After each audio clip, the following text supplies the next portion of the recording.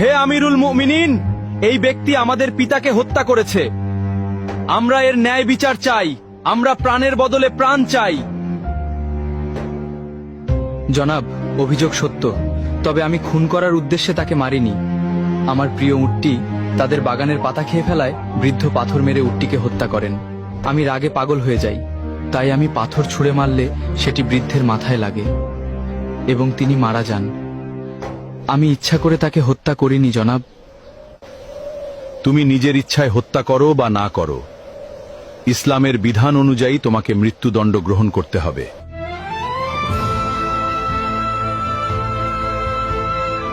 আমিরুল মুমিনিন, যেহেতু ইসলামী বিধান অনুযায়ী আমাকে শাস্তি পেতেই হবে, সেহেতু আমি এটা মেনে নিচ্ছি। তবে আমাকে 3 দিন সময় দিন। আমার কাছে একটি এতিম বাচ্চার কিছু সম্পদ রাখা আছে। আমাকে গ্রামে গিয়ে সেই এতিম বাচ্চার আমানতটি বুঝিয়ে দিয়ে আসতে দিন, না হলে হাসরের মাঠে আমাকে খেয়ানতের দায়ে অপরাধী হতে হবে।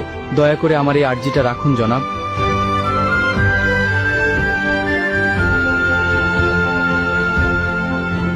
ঠিক আছে, আমি তোমাকে ছেড়ে দিতে পারি, কিন্তু শর্ত হলো কাউকে তোমার জামিনদার হতে হবে। তুমি ফিরে না এলে তাকেই তোমার বদলে মৃত্যুদণ্ড দেওয়া হবে।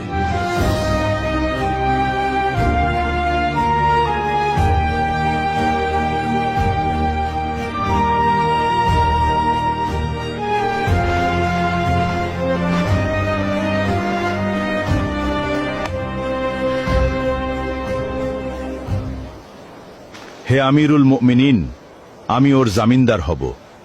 ও যদি না আসে আপনি আমাকেই শাস্তি দেবেন। ঠিক আছে, মঞ্জুর করা হলো। 3 দিনের মধ্যে যদি তুমি ফিরে না আসো, তাহলে তোমার পরিবর্তে আবু যর গিফারিকে হত্যা করা হবে।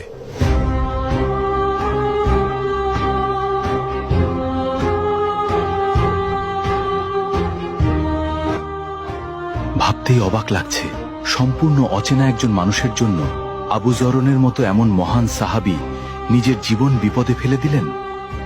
আল্লাহ না করুন ওই বেদুইন যুবক যদি আজ ফিরে না আসে, তবে আমাদের মাঝ থেকে এমন একজন শ্রেষ্ঠ মানুষের প্রাণ চলে যাবে।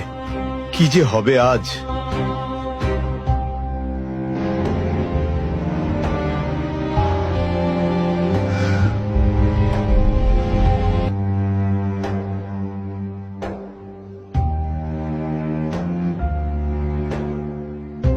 ওই লোকটা যেহেতু 3 দিনের মধ্যে আসতে পারেনি, সেহেতু আবু যর গিফারিকেই তার পরিবর্তে হত্যার আদেশ দেওয়া হলো।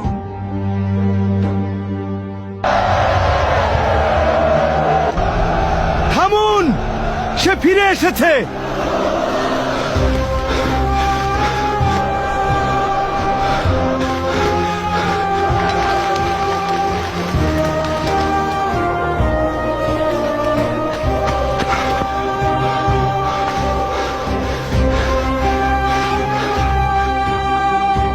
কি ব্যাপার, তোমার আসতে এত দেরি হলো কেন? আমিরুল মুমিনিন, মাফ করবেন। রাস্তায় যদি আমার ঘোড়া পায়ে ব্যথা না পেত, তবে যথাসময়ে আসতে পারতাম। বাড়িতে গিয়ে আমি একটুও দেরি করিনি। বাড়ি পৌঁছে গচ্ছিত আমানত ও ঋণ পরিশোধ করি।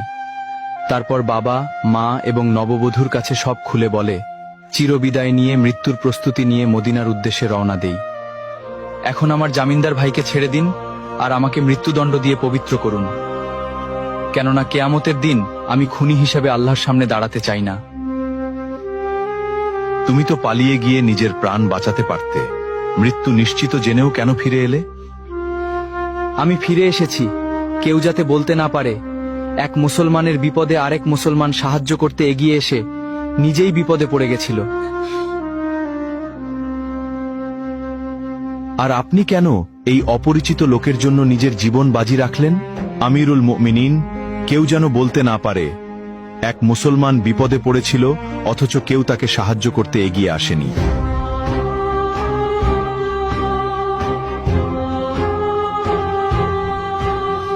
হে খলিফা, আপনি তাকে মুক্ত করে দিন। আমরা তার উপর করা অভিযোগ তুলে নিলাম। কেন? তোমরা তো বিচার চেয়েছিলে। কেউ যেন বলতে না পারে এক মুসলমান অনাকাঙ্ক্ষিত ভুল করে নিজেই স্বীকার করে ক্ষমা চাওয়ার পরেও অন্য মুসলমান তাকে ক্ষমা করেনি। আজ তোমরা প্রমাণ করলে এই উম্মাহার বুক থেকে ওয়াদা পালন একে অপরের প্রতি বিশ্বাস এবং ক্ষমার গুণ হারিয়ে যায়নি। জেনে রাখো, যেখানে বিশ্বাস এবং ক্ষমা থাকে সেখানে আল্লাহর রহমত সবচেয়ে বেশি বর্ষিত হয়।